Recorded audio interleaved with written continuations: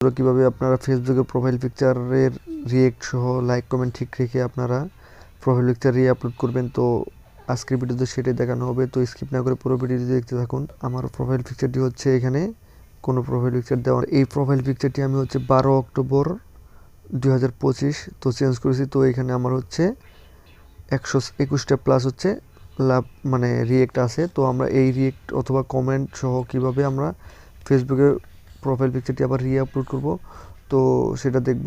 Profile পিকচারে যে চিহ্নটি আছে, তো আমরা এখান থেকে সরাসরি উপরে ক্লিক করে দেব। তো আমাদের উপরে ক্লিক করার পর হচ্ছে আমাদের এখান থেকে সরাসরি সোর্স প্রোফাইল পিকচারে চলে যেতে হবে।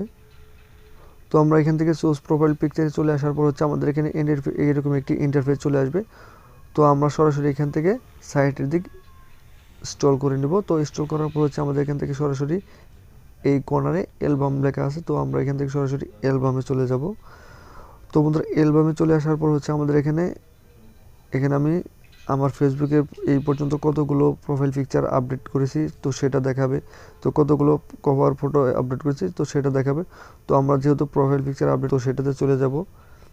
তো প্রোফাইল পিকচারে আসার পর হচ্ছে বন্ধুরা আমাদের এখানে আমি হচ্ছে এই ফটোটি আবার আপলোড করব। তো আমি এখানে এই ফটোতে চাপ দিয়ে দিব। তো এই ফটোতে ক্লিক করার পর হচ্ছে আমাদের এখান থেকে সরাসরি সেভ অপশনে ক্লিক করতে হবে। তো আমরা এখান থেকে সেভ দিয়ে দেব।